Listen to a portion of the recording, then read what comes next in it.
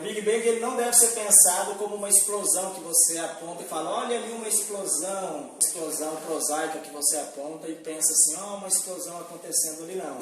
Né? Até porque o próprio conceito de espaço e tempo eles se originaram no Big Bang, ou seja, na teoria, no modelo nosso de Big Bang, essas dimensões surgiram no próprio desenrolar do início do universo ali. Então você não tem um lado de fora para poder apontar, olha uma explosão ali acontecendo e tal. É como se não tivesse ocorrido em toda parte, né? Embora ela tenha se originado de um espaço absolutamente pequeno, que a gente vai comentar um pouquinho também, mas é como se ela ocupasse todo o cenário existente, digamos assim. Para começar a falar dessa questão da origem do universo, do Big Bang, é importante a gente pensar o seguinte, de onde a gente começa a traçar esse início? Existe um tempo a partir do qual a gente pode começar a falar do nosso universo primitivo, né, após o Big Bang. Porque por incrível que pareça, a gente não pode falar do tempo zero. E a gente não pode falar também do antes, porque é até meio paradoxal a gente falar do antes do universo. A gente só pode falar do universo dentro desses conceitos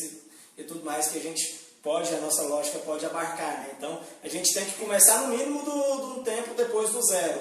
E esse tempo, a partir do qual a gente começa a descrever o universo, ele é um tempo a partir do qual a nossa matemática, o nosso ferramental da física moderna aí, né, notadamente a relatividade geral, principalmente e a física quântica, elas começam a poder descrever o universo primitivo. E qual que é esse tempo a partir do qual a gente começa a engatinhar na descrição do universo? É a partir de um tempo, de uma era que a gente chama de Era Planck. Essa Era Planck, que seria a primeira etapa, né, do universo primitivo, ela durou 10 elevado a menos 44 segundos. Né, é o que a gente chama de tempo de Planck. É como você pegar o número 1, é como você pegar um segundo e dividir pelo número 1 seguido de 44 zeros. Né? 1 seguido de 44 zeros é 100 tridecilhões. Então esse tempo de Planck ele durou 1 segundo dividido por 100 tridecilhões. É um número absolutamente grande. Cabem mais tempos de Planck dentro de um único segundo do que a quantidade de segundos que cabem em toda a história do nosso universo. Né? Em toda a história do universo nós temos aí cerca de pouco mais de 435 quadrilhões de segundos e dentro de um segundo nós temos 100 tridecilhões de eras Planck, então nós temos 8 nonilhões de vezes mais eras Planck em um segundo do que a quantidade de segundos em toda a história do universo. Então foi um tempo absolutamente pequeno, por isso que eu estou falando dessas coisas, para mostrar para vocês que é uma etapa de tempo, uma fatia primordial absolutamente pequena. E a partir desse tempo, quando o universo completa a idade de Planck, né, 10 elevado a menos 44 segundos, a gente pode fazer entre 10 elevado a menos 43 e menos 44 segundos, é que a gente começa a descrever ali, engateando a história do universo. Antes disso, é por especulação, mas talvez existia uma quantidade maior de universos que ficaram restritos ali ao comprimento de Planck, não sei. Né? O tempo de Planck, antes de tudo, o que é o tempo de Planck? É o tempo que a luz leva para percorrer exatamente o comprimento de Planck, que vale 10 elevado a menos 35 metros, ou seja, 1 metro dividido pelo número 10 elevado a 10 seguido de 35 zeros. É um número absolutamente pequeno. Bacana? Quando o universo tinha o tamanho do comprimento de Planck, seu diâmetro era o tamanho do comprimento de Planck, ele completou exatamente esse tempo de Planck, essa idade aí de Planck aí. A partir daí a gente começa a mencionar um pouquinho. Antes disso a temperatura era alta, né? Era alta o suficiente para todas as 4 forças da natureza, as 4 interações básicas da natureza, né? Que são a gravitação, a força forte, a força fraca e a eletromagnética. Todas essas 4 forças que hoje a gente percebe de modo diferenciado na natureza, elas estavam perfeitamente unificadas ali. Todas elas, antes desse tempo de Planck, aí, a temperatura era tão alta que a magnitude de todas essas forças eram equivalentes e respondiam como se fosse uma única força. Elas estavam perfeitamente unificadas ali. Quando o universo completa essa idade de Planck, né, que a gente já citou, a sua temperatura é de 10 elevado a 32 Kelvin, uma temperatura absurdamente alta. E nesse tempo aí, nessa idade de Planck aí, há um primeiro acontecimento grandioso no universo. A força da gravidade ela se desacopla, ela se separa das outras 3 forças. Então nós entramos aí numa segunda etapa do universo aí, que era da grande unificação, que unifica a força forte, a fraca e a eletromagnética. Aí a energia do universo baixa um pouquinho, a energia no tempo de Planck, o tempo de Planck termina com uma energia de 10 a 19 gigaelectronvolts, nessa segunda etapa aí o universo desce para 10 a 16 gigaelectronvolts, bacana. Ali nós temos a unificação dessas forças, a temperatura do universo muito alta, desce para 10 elevado a 29 Kelvin, que é uma temperatura absurda. Legal. Pouco tempo depois, quando o universo, no final dessa era aí, há uma separação da força forte, há um reaquecimento, mais ou menos por volta de 10 elevado a menos 36 segundos. E por volta dessa idade de 10 elevado a menos 36 segundos, a força forte se desacopla, então se sobra ali a força fraca e a eletromagnética, que a gente pode dar um trato como sendo uma única força, né? E, enfim, começa-se uma era chamada Era da Inflação, onde o universo abruptamente se expande mais rápido do que já estava se expandindo com a expansão própria do chamado Big Bang, né? E essa expansão ela dura um tempo muito curto, 1 trilionésimo de 1 trilionésimo de 1 trilionésimo de segundo. Vai de 10 elevado a menos 36 segundos até 10 elevado a menos 32 segundos, mais ou menos aí, que é o tempo que essa inflação, essa abrupta expansão ocorre. É uma expansão muito mais rápida do que a anterior. Um universo que tinha um tamanho menor que o tamanho de um próton já chegou ao tamanho do sistema solar, mais ou menos. Ou seja, o universo ele se expandiu 10 elevado a 29 vezes o seu diâmetro, o que daria 10 elevado a 78 vezes o seu volume, né? Então ele se expandiu exponencialmente aí. Ao findar dessa era da era da inflação aí, a força eletromagnética e a fraca começam a se dissociar também, né? Repito, essas forças que eu falei, a gravitação, a força forte, a força fraca e a eletromagnética, elas são a causa, digamos assim, de todas as forças que existem na natureza, desde a força de atrito, qualquer força que você imaginar aí, elas podem ser colocadas numa dessas 4 forças mais elementares aí. Nesse momento aí dessa etapa do nosso universo, ainda absurdamente quente, nós temos aí, começa a separar a força fraca e a eletromagnética, de forma que por volta de 10 elevado a menos 12 ali, ou seja, 1 pico de segundo de vida, ou seja, muito antes aí do universo completar 1 segundo, o universo já tem produzido ali as 4 forças da natureza. E todas as partículas mais elementares do universo já estão compostas ali. Na verdade, essas partículas, elas no final da era da grande inflação, elas já estavam ali disponíveis ali, bacana. E aí nós temos as partículas mais fundamentais. Deixa eu ver se eu tenho um banner ali ilustrativo, né? Então aqui nós temos um banner aqui. Diego, pega legal aqui assim, né? Uhum. Aqui nós temos um banner ilustrativo aqui. Tá pegando legal aqui? Agora tá. Das partículas elementares básicas, ou seja, aquelas partículas indivisíveis que formam tudo que você imaginar aí, até dependendo do modo como você aborda o seu pensamento. Então aqui nós temos os férmions e os bósons, os 2 grandes grupos de partículas elementares, né? Nesse universo primitivo, tudo que existia era isso aqui. Antes de 1 segundo de existência do universo, tudo que existia era isso aqui. Existia também o bóson de Higgs, que não está nesse quadro aqui, né? O bóson de Higgs muito importante, descoberto em 2012 pelo CERN, né? Lá no LHC. E ele é que vai conferir a massa para essas partículas aqui. Antes do bóson de Higgs, as partículas não tinham massa, ou seja, essa ideia de massa nem existia antes do bóson de Higgs. Mas aqui nós temos os bósons, né, que são as partículas que transmitem essas 4 forças que eu falei. Aí os gluons transmitem as forças fortes, que vão unir os quarks dentro dos prótons. O fóton transmite a força eletromagnética, que une os elétrons ali na eletrosfera atômica. Os bósons Z, W+, e tem a carga positiva e negativa, o W, que eles transmitem a força fraca, que principalmente são a causa ali dos decaimentos radioativos, né, e etc. Então, e existe também um suposto graviton também, que seria que transporta a gravidade, né? E enfim, esses bósons são essas partículas que transportam essas forças no universo. Os bósons surgiram conjuntamente com os férmions aqui. Os férmions se subdividem nos quarks e nos leptons, né? Lepton significa leves. Aqui nós temos os leptons mais conhecidos, são o elétron, né, que todo mundo já ouviu falar, e os neutrinos da família do elétron também. Os quarks são basicamente as partículas mesmo de matéria que formam, os leptons também, mas os quarks são mais pesados, eles formam os núcleos, né, por exemplo, os prótons, os o quark up e o down, né? Esses quarks aqui eles não existem mais. Esses leptons aqui também não existem. Existiram no universo primitivo e existem ali nos experimentos de aceleradores de partícula em altas energias. Eles aparecem e somem em 10 elevado a menos 15, 10 elevado a menos 19 segundos. Bacana. Essas partículas aqui são as que de fato existem. E essas existem de modo virtual, transportando as forças. Então os quarks up e down formam a matéria ordinária mesmo. Elas estão nos prótons, nos nêutrons e em outras partículas pesadas. E o elétron, a gente já sabe muito bem a história do elétron, tudo. Não é um vídeo para falar sobre as partículas, mas só para mencionar que essas partículas surgiram no universo primitivo. Quando o universo completa essa idade de 10 a menos 12, galera, vamos dando feedbacks aí, começa o que a gente chama de era bariônica, ou seja, é um momento que o universo é formado de um plasma de quarks e gluons. Gluons é o transportador lá da força forte. Atualmente no universo todos os quarks estão confinados dentro dos prótons e dos nêutrons.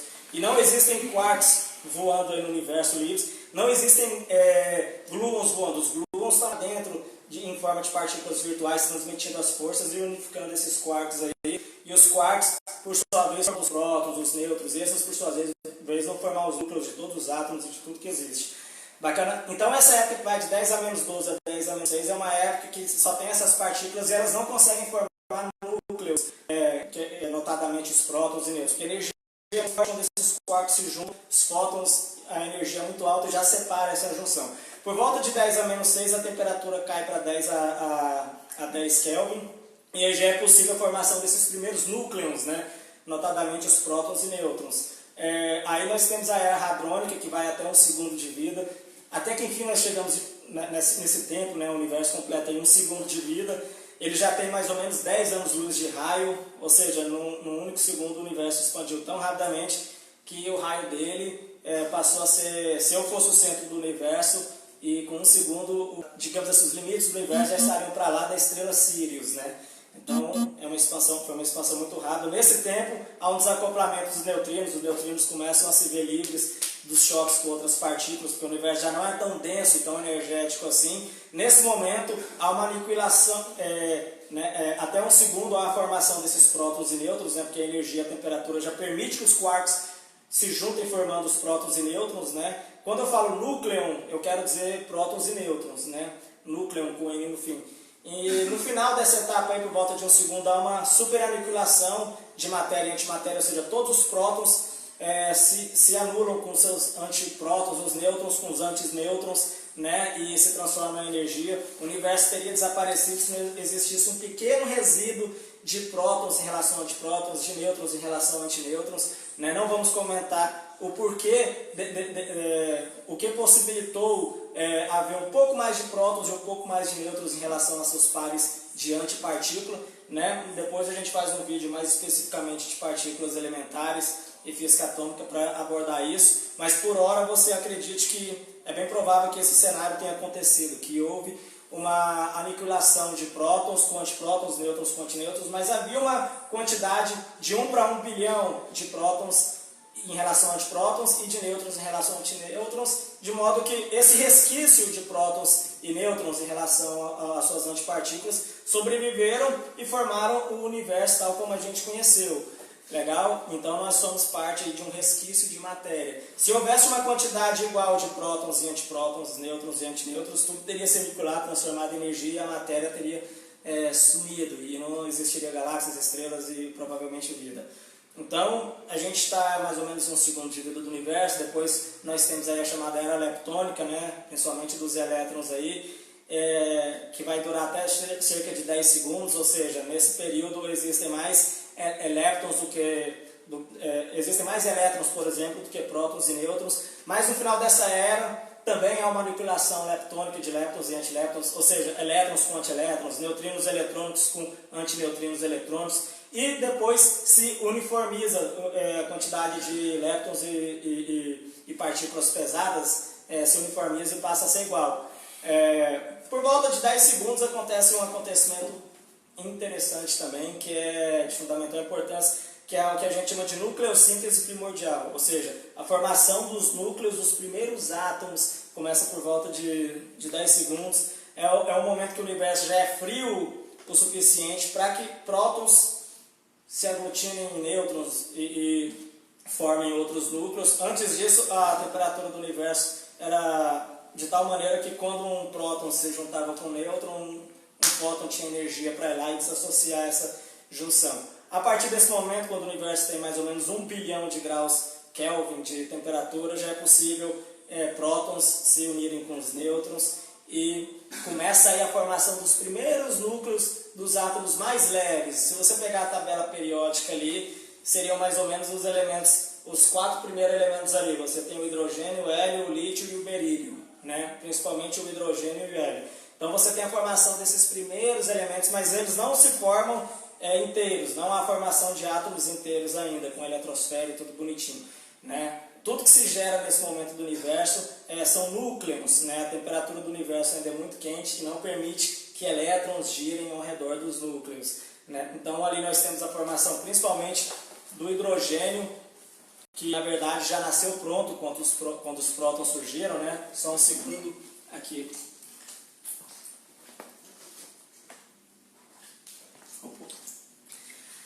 Aqui nós temos as principais reações que eu escrevi aqui, né, que ocorrem no universo primitivo. Aqui eu coloquei a desintegração do nêutron, né, gerando próton, gerando elétron e neutrino, antineutrino eletrônico.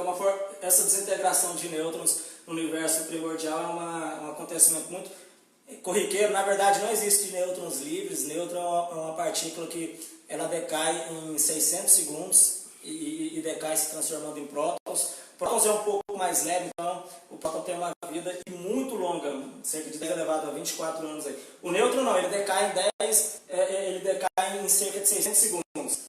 Então nesse universo primitivo houve um decaimento muito grande de nêutrons e prótons, então já havia uma quantidade igual de prótons e nêutrons, mas com o tempo passou a ter um pouco mais de prótons em relação a nêutrons.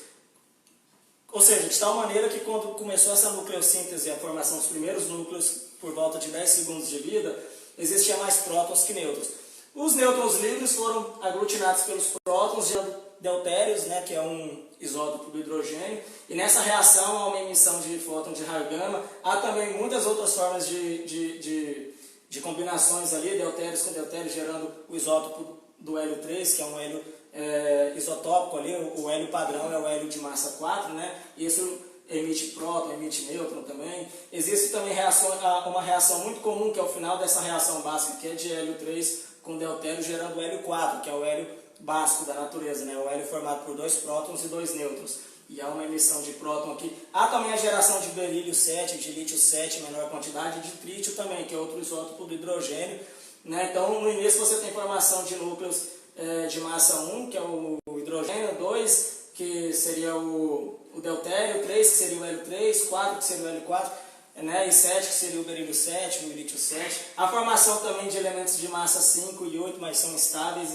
e caem para esses núcleos aqui. De tal maneira que nessa nucleossíntese primordial aqui, ficou mais ou menos o seguinte, o balanço do universo. Cerca de 75% em forma de próton, ou seja, núcleos de hidrogênio, cerca de 24% em forma de hélio 4, né? E o restante aqui você pode colocar aqui de hélio 3, de lítio 7, berílio 7, deutério, tritério, bacana. Outros elementos mais pesados foram formados ali nos raios cósmicos, nos núcleos estelares, e elementos até o ferro foram formados no núcleo estelar, né? E elementos mais pesados que o ferro, aí você vai até o urânio na tabela periódica, são formados nos momentos mais explosivos e violentos do universo, que são as explosões de estrelas pesadas, né, que a gente chama de supernovas ou hipernovas. Nesse momento há uma energia lá suficiente para a geração de núcleos mais pesados que o ferro, né? Então, basicamente, no universo primitivo nós temos a formação desses elementos mais leves, né, do núcleo deles, que eu mostrei nesse quadro aqui. E esses núcleos mais pesados são formados ali pela nucleossíntese estelar, pela nucleossíntese explosiva das supernovas e nos raios cósmicos também. Legal? Já finalizando o vídeo aqui sobre o buraco negro no universo primitivo, né?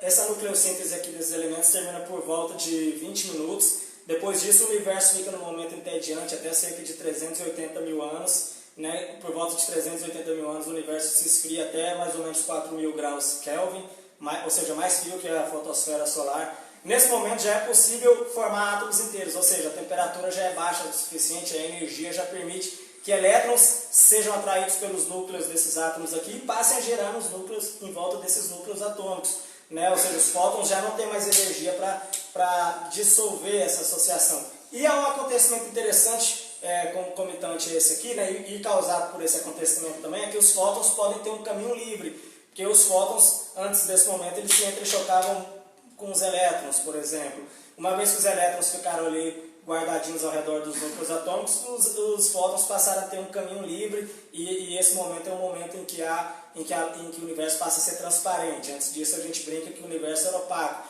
Nesse momento o universo é transparente porque a luz passa a caminhar livremente. Essa luz a gente chama de radiação cósmica de fundo. Legal? Inclusive, a descoberta dela é uma das provas, é um dos sucessos da teoria do Big Bang. Né? Às vezes vocês podem ficar se perguntando, mas o Big Bang só pode ser fantasia, porque essas coisas aí que você relatou aí são muito parafísicas, são muito extrapolantes, né? Um universo absurdamente quente, absurdamente denso no início, e as coisas aconteceram muito rapidamente. Fica parecendo uma coisa meio metafísica, né? Mas por incrível que pareça, o Big Bang é uma teoria de muito sucesso, é um modelo que vem explicando aí. Uma boa teoria é capaz de fazer previsões, e o Big Bang fez importantes previsões, né? Ou seja, a descoberta da expansão do universo, que aconteceu até antes do modelo do Big Bang ser mais bem descrito teoricamente. A descoberta da radiação cósmica de fundo, que é essa radiação que surgiu, né, que se viu livre nessa época do desacoplamento, ali por volta de 380 mil anos. A descoberta dessa radiação em 1965, né, que a gente chama de radiação cósmica de fundo, naquela época estava na frequência do ultravioleta. Hoje já está ali na frequência do micro-ondas, porque a energia do universo é bem menor. A temperatura hoje, a temperatura média do universo é de 2,7 Kelvin, né? Temperatura muito menor que 4.000. E então hoje já estamos no micro-ondas, ou seja, uma fonte eletromagnética de comprimento de onda bem maior e de uma frequência bem menor.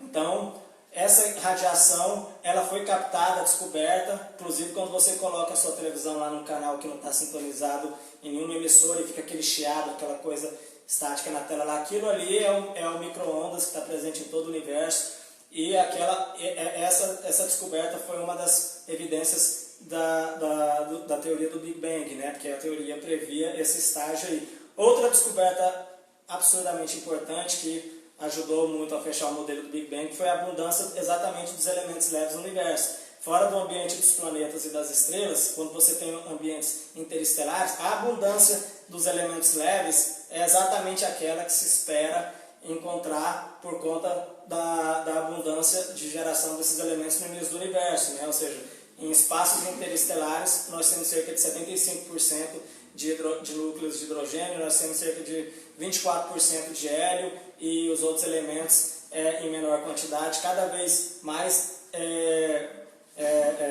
quanto mais pesado o elemento, mais raro ele é no universo, mas a proporção dos elementos mais leves ele se dá exatamente conforme prediz a teoria. Né? Então isso foi um sucesso muito grande aí da teoria. Aí. E para finalizar também o vídeo aqui, os experimentos em aceleradores de partículas, né? As partículas que surgem ali nos choques violentos de prótons e antiprótons ali, tem mostrado que o universo, quando ele era muito quente, ele produziu sim determinadas partículas, e isso tem ajudado nós a elaborarmos um quadro mais perfeito de como era o universo primitivo, e essas experiências aí nos laboratórios, nos aceleradores de partículas, comprovam a teoria do Big Bang e como as partículas se desenvolveram lá no início. Bacana? Então, isso é tudo que eu tinha para falar hoje. Universo primitivo e Big Bang. Até mais, galera!